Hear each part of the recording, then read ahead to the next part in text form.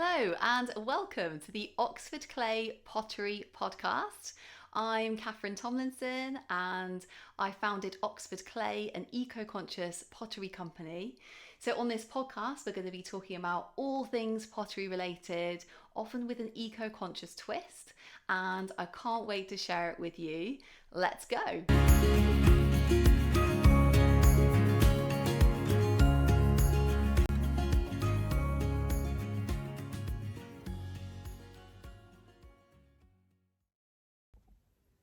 Hi, and welcome back to the Oxford Clay Pottery Podcast. I'm Catherine, and today I'm really excited to talk to you about five of the weirdest things I've ever made a pottery glaze from. So this comes from the concept that you can actually make a pottery glaze from any plant if you turn it into an ash. So if you're interested to know more about like plant ash glazing or where to begin or, some kind of full directions from beginning to end about how to make a plant ash glaze, you can read more about it in the book Pottery Glazing with Plant Ash, 60 plant-based glazes from one simple recipe. Which is available on the Oxford Clay website and also on Amazon as well. But there's also a video course on the Oxford Clay website if you wanted to kind of like see, watch how to make a glaze from plant ash.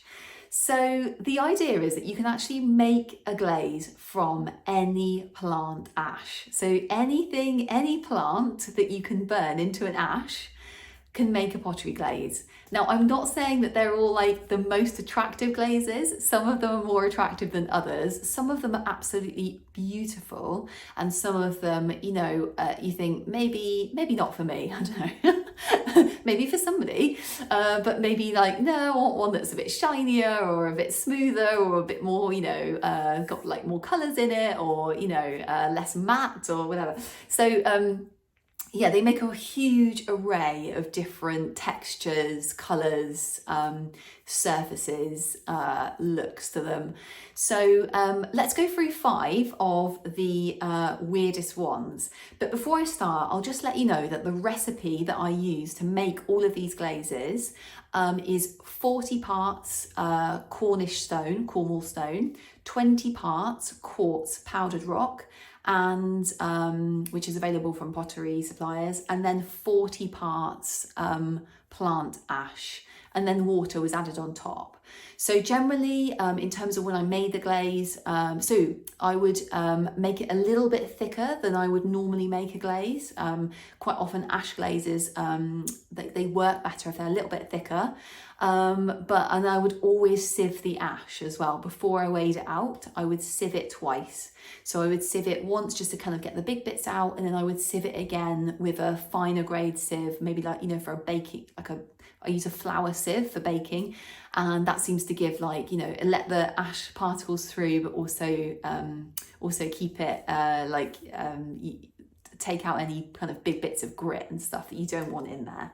And when you're dealing with powders in glaze making, you always want to make sure that you've got an FFP3 face mask as well. So you need to wear one of those whenever you're working with any fine powders in glaze making, or you're working with any plant ash. You don't want to be breathing in those powders. So it's really important to say that first in terms of safety. Okay, so let's get on to the glazes. Okay, the first glaze is actually made with banana skins. Now, this glaze is kind of an interesting glaze. It crazed a lot. It had some kind of little tiny black speckles, probably from the trace metals in the banana skin. And where it was thicker on the pot, it's kind of gone into a kind of milky type colour. So it's kind of like a white, transparent milky type glaze, but it's very crazed and it's kind of matte. It's not, I wouldn't say it's a shiny glaze, but it's not a very rough textured glaze. So you can make a glaze out of banana skins. I wouldn't say it's the most attractive glaze, and it does craze terribly, but yeah, that is absolutely you can make a glaze out of banana skins. So to make this glaze, I just took banana skins that I'd I'd eaten the banana, and I spent a long time like collecting them, all the bananas I'd eaten over time. And I dried them for quite a long time until they were kind of brown and crispy. And once I knew that they were like fully dried, I then burned them just in a kind of fire pit, which I got from the hardware store. So I just burned them in a fire pit in the garden. And so just to say, you've got to be super careful that you don't breathe in the smoke when you're burning plants. Some of them are toxic, so just be like really careful. If you are deciding to make a glaze from burning plants, you just need to make sure you just don't breathe in any of the smoke. Okay, so let's move on to the next glaze. The next glaze is actually made from blanket weed. So blanket weed is it's like a kind of pond algae. And how I made this glaze was I scooped it out of a pond that had loads of like algae blanket weed in. I left the blanket weed on the side of the pond because that's what you're meant to do for like all the animals like going back into the pond.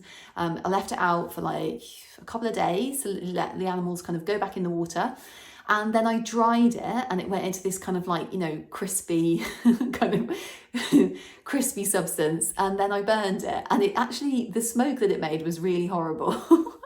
And the glaze that it's made is like, okay, it's kind of, okay. So again, it's not a shiny glaze. It's kind of like a, semi-matte, semi-shiny glaze. It's got kind of like brown speckles, but then where it's thick on the pot, it's kind of gone into a kind of greeny type colour. So I think there is potential. If that glaze was very thick, you could probably get a nice kind of transparent green glaze out of it. So not bad. Blanket weed, not bad. Okay, so the next one is watermelon skin. And again, just like in the case of banana skin, I ate some watermelon, I dried the skins, spent quite a long time drying the skins because the skins were very wet and kind of leathery, and it was kind of it took a long time to dry them out. And then I burned them and got left with watermelon skin ash, which I then made into a glaze, which is actually quite similar to banana skin glaze. So the only thing I'd say about watermelon skin is it seems to have there's less speckles in this. So it seems to have like hardly any trace, any iron or trace, other trace metals in at all. Again, it's like a kind of, icy white, kind of transparent type glaze, which has crazed a lot around the sides. So it's okay. It's not like my favourite glaze, but if you wanted to make a glaze out of watermelon skin, it's quite a lot of work. I would say like maybe maybe there's easier plants to make a glaze out of, but yeah, there's potential there. Okay, so this is really cool actually. I really like this glaze. The fourth weirdest thing I've made a glaze out of is tamarind skins.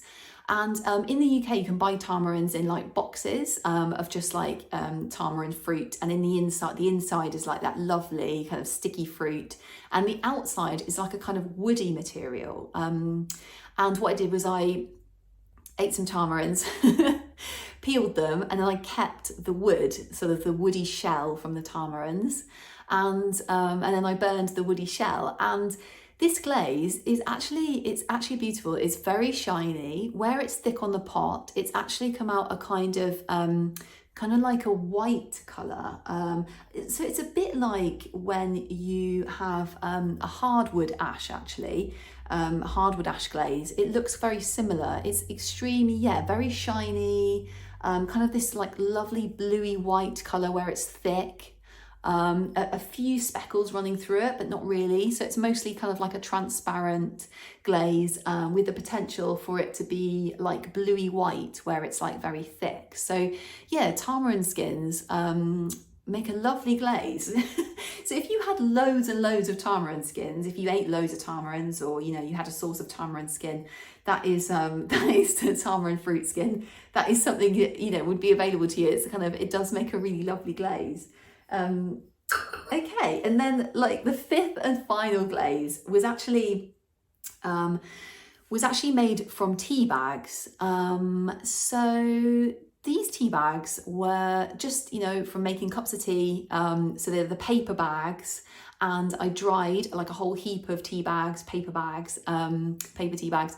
And yeah, so dried them really, really well, and then I burned them.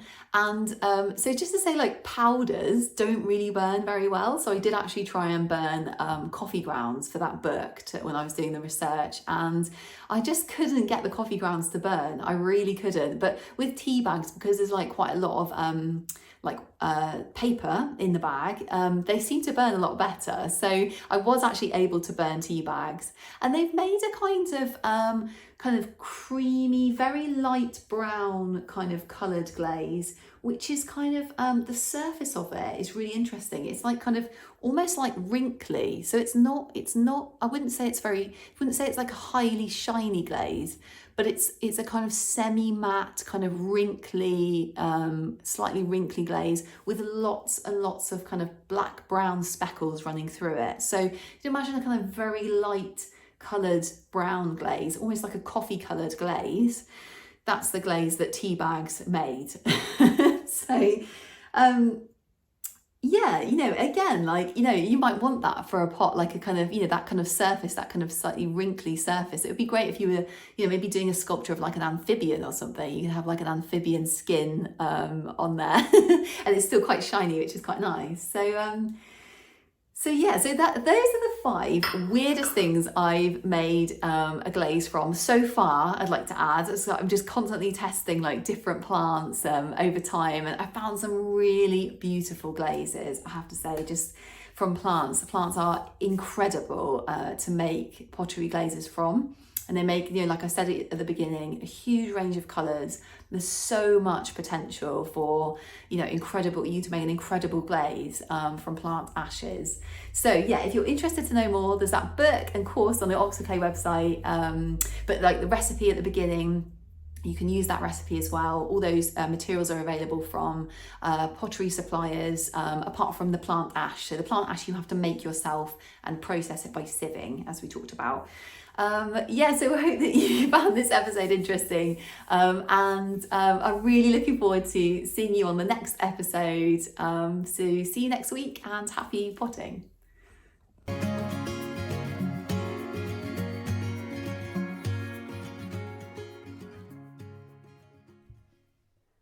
So if you liked that and you're interested in learning more about pottery, eco-conscious pottery, tools and techniques for potters, there's so much for you on the Oxford Clay website. There's blogs, ebooks, e-courses, video courses, and I can't wait to see you there. So the website is www.oxfordclay.co.uk.